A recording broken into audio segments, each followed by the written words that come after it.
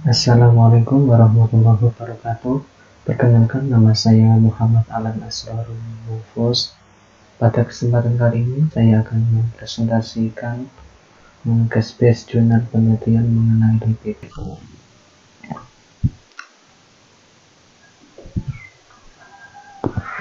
Jurnal penelitian yang saya pilih untuk case-based kali ini berjudul Tracking Change in Volatile Component and Lipids After Homogenization and Thermal Processing of Milk. Pada presentasi kali ini saya tidak akan menjelaskan mengenai komponen volatil karena materi case-based kali ini mengenai lipid. Berikut merupakan table of content. Yang pertama merupakan pendahuluan, yang kedua yaitu bahan dan metode, yang ketiga hasil dan diskusi, yang keempat adalah kesimpulan, dan yang kelima merupakan referensi atau daftar pustaka. Baik, yang pertama kita akan masuk ke pendahuluan. Akhir-akhir ini masyarakat mulai menyadari bahwa proses pengolahan susu, baik itu proses termal dan homogenisasi, dapat memengaruhi kandungan nutrisi dan sifat sensorik dari susu itu sendiri. Padahal proses pemanasan susu, baik sterilisasi dan pasteurisasi serta homogenisasi, merupakan proses penting dalam pengolahan susu. Pemanasan susu, sterilisasi, dan pasteurisasi bertujuan untuk mengurangi dan membunuh mikrobia patogen dalam susu sehingga masa simpan susu menjadi lebih lama. Sementara homogenisasi bertujuan untuk mengecilkan dan menyeragamkan ukuran globula lemak. Ukuran globula lemak yang semula 1-10 mikrometer akan diseragamkan menjadi 0,1-1 mikrometer. Lipid merupakan makromolekul penting selain karbohidrat dan protein yang berfungsi sebagai pembentuk energi manusia. Globula lemak susu dikelilingi oleh membran globula lemak susu atau MFGM. Fungsi dari membran ini yaitu untuk menstabilkan lemak susu pada lingkungan hidrofilik serta mencegah oksidasi lemak dan degradasi oleh enzim lipolitik.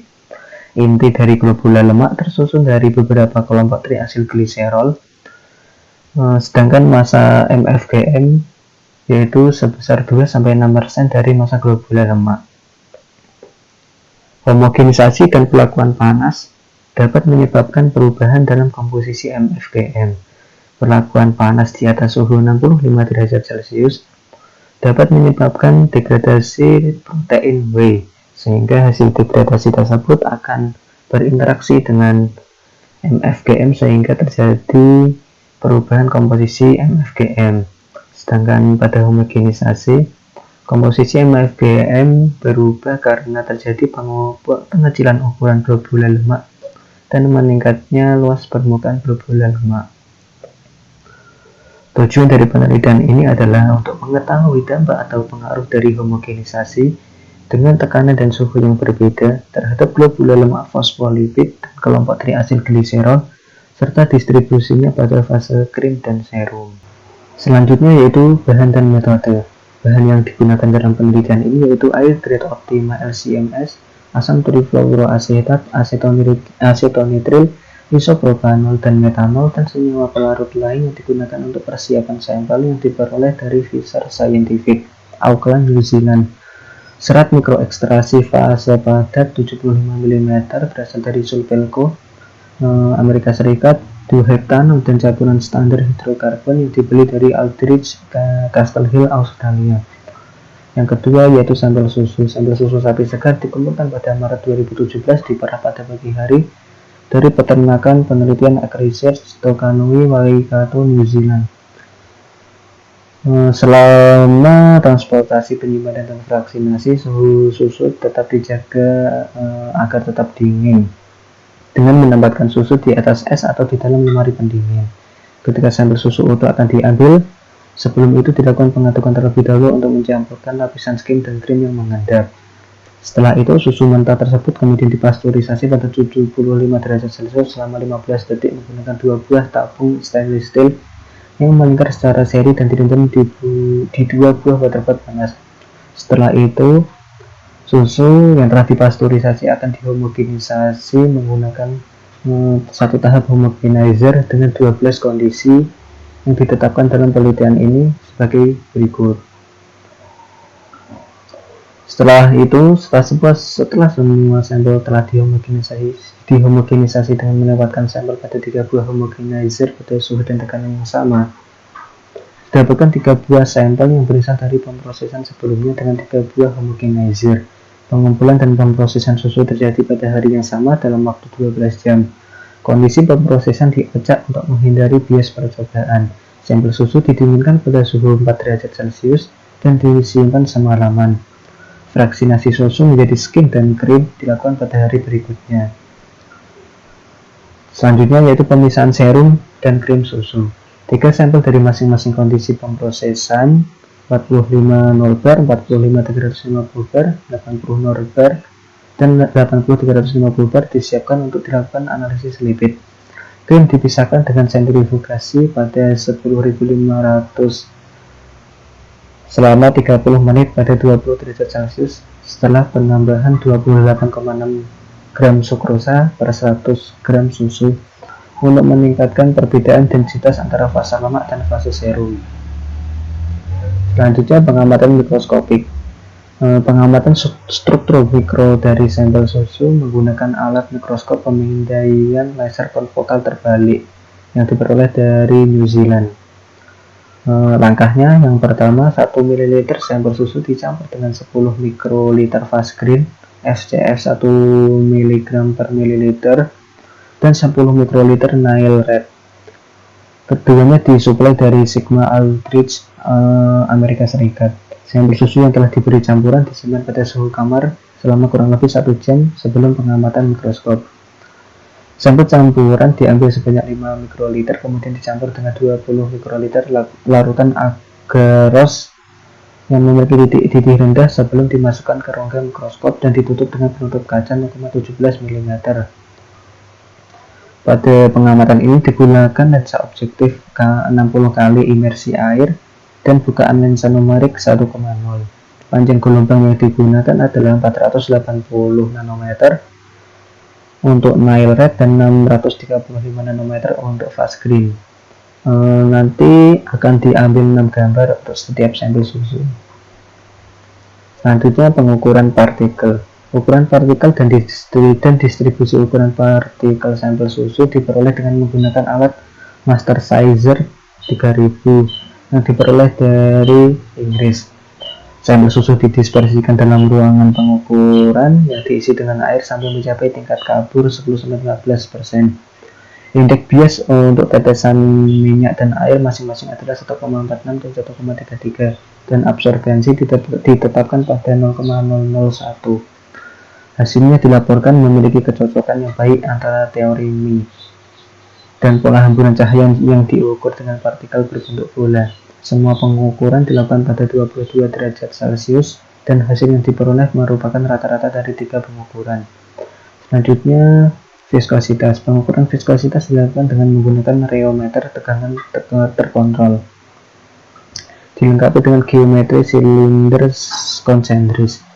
Di bagian dalam terdapat silinder yang berputar dengan radius 26,66 mm dan tinggi 40 mm, sedangkan silinder bagian luar memiliki radius 28,92 mm, sehingga terbentuk celah antara silinder dalam dan silinder luar sebesar 2,26 mm.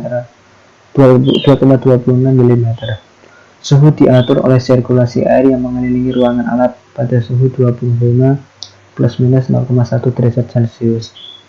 Selanjutnya, analisis krim dan serum lipid. Lemak susu yang diperoleh dengan proses ekstraksi sesuai dengan metode Black dan Dyer. Kemudian dilakukan analisis ekstrak lipid dengan sistem kromatografi UHPLC yang dilengkapi dengan 8 kolom Seshimatsu dengan kondisi proses yang telah ditetapkan sebelumnya. Pelarut yang digunakan yaitu pelarut A yang terdiri dari air metanol dengan perbandingan 1:1, kemudian pelarut B yaitu 2 propanol. Kedua pelarut mengandung asam fosfat 8 mikromolar, amonium aksetat 10 milimolar, dan asam format 0,1%. Setelah itu didapatkan analit yang muncul dari kromatograf sistem UHPLC yang kemudian akan dibaca oleh Shimadzu 8030 triple quadruple mass spectrometer menggunakan electrode ionisasi elektrospray dan MS mass spectrometer. Kemudian lemak susu akan terbaca oleh alat spektrometer ini. Selanjutnya yaitu analisis statistik. 3 sampel dari masing-masing pengolahan dianalisis secara terpisah. Untuk menilai signifikansi keseluruhan dari model, digunakan permutasi ANOVA dengan model temperatur saja atau tekanan saja atau gabungan dari temperatur dan tekanan untuk setiap pengukuran komponen lipid yang digunakan dari Limpem Package versi 2.1.0 DR versi 3.5.1. Tes permutasi dilakukan karena adanya ketidaksetaraan perbedaan antara kombinasi perlakuan. Dua efek perlakuan utama memiliki dua hasil interpretasi langsung. Misalnya, komponen volatil atau lipid dengan nilai P yang signifikan untuk suhu ditafsirkan sebagai perbedaan yang signifikan antara jumlah lipid susu atau volatil pada 45 derajat Celcius dan 80 derajat Celcius. Selanjutnya kita masuk hasil dari pembahasan. Yang pertama kita akan membahas mengenai karakteristik mikrostruktural dari lemak susu. Berikut merupakan distribusi ukuran partikel globula lemak susu.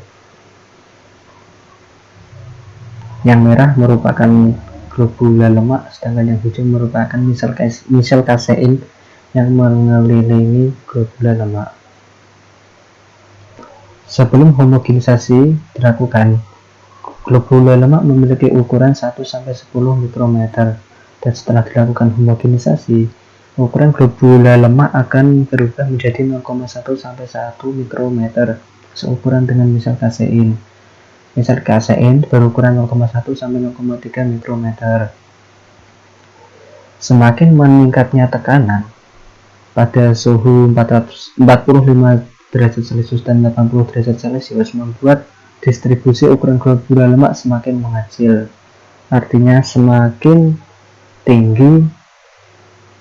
tinggi suhu dan tekanan, maka ukuran globula lemak semakin kecil. Selanjutnya pengamatan mikroskopik dengan mikroskop pemindaian laser konfokal. Pada gambar 1 sebelumnya, globula lemak berwarna merah dan protein susu atau misel kasein berwarna hijau. Pada perlakuan suhu 45 derajat Celcius dan 80 derajat Celcius, hanya memiliki dampak kecil pada perubahan struktur globula lemak. Artinya ukuran globula lemak tidak berubah banyak. Sedangkan terdapat beberapa agregat atau kumpulan protein pada permukaan globula lemak dengan pengakuan 80 derajat Celcius. Hal ini dikarenakan terjadinya degradasi protein W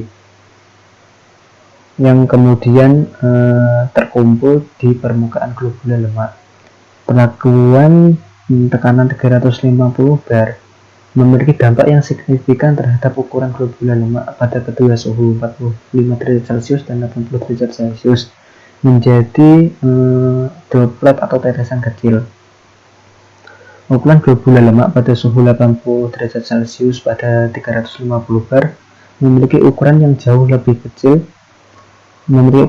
kecil daripada globula lemak yang dihomogenisasi pada 45 derajat Celcius pada 350 bar.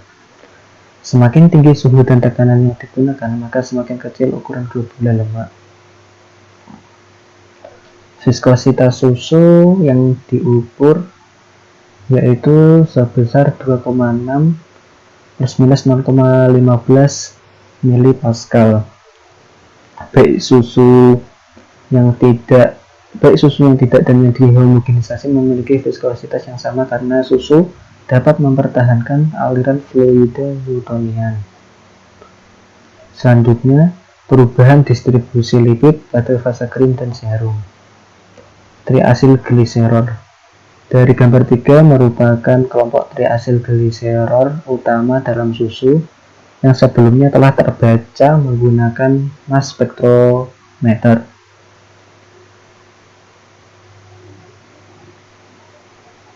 Gambar 4 merupakan distribusi triasilgliserol pada fase serum dan krim.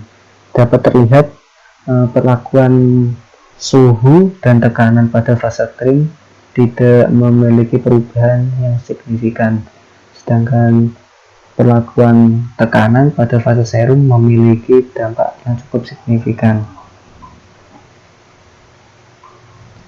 Triasilgliserol, baik jenuh dan tidak jenuh, mengalami perubahan signifikan dalam fase krim karena perlakuan tekanan saja dan tekanan plus suhu. Suhu saja tidak berdampak signifikan.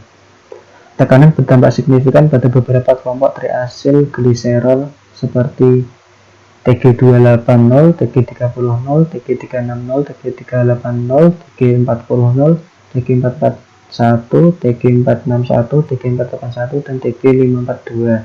Tetapi tekanan saja tidak berdampak pada Tg320, Tg340, Tg420, Tg51, dan Tg521. Sedangkan tekanan plus suhu berdampak signifikan pada beberapa kelompok triasilgliserol Tg2080, Tg30, Tg34, Tg51, dan Tg521. Suhu saat melakukan homogenisasi harus di atas titik leleh lemak agar dapat terhomogenisasi. Jika tidak, maka lemak padat atau sebagian padat tidak akan mengalami perubahan selama homogenisasi. Tekanan memiliki dampak yang besar terhadap konsentrasi seluruh kelompok triasilgliserol pada fase serum, sedangkan tekanan dan suhu hanya berdampak kecil terhadap konsentrasi seluruh kelompok triasilgliserol pada fase krim.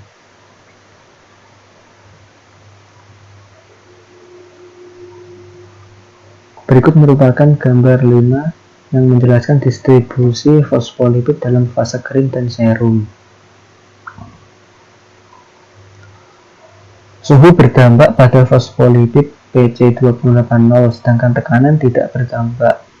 Kadar fosfolipid PC2080 dalam fase serum yang diproses dengan 45 derajat Celcius lebih banyak daripada kadar fosfolipid PC2080 yang diproses pada 80 derajat Celcius. Tekanan dan suhu berdampak signifikan pada fosfolipid PC30, PC3020, PC3061, dan SM411 dalam fase krim. Tekanan berdampak pada fosfolipid SM3031 dalam fase krim.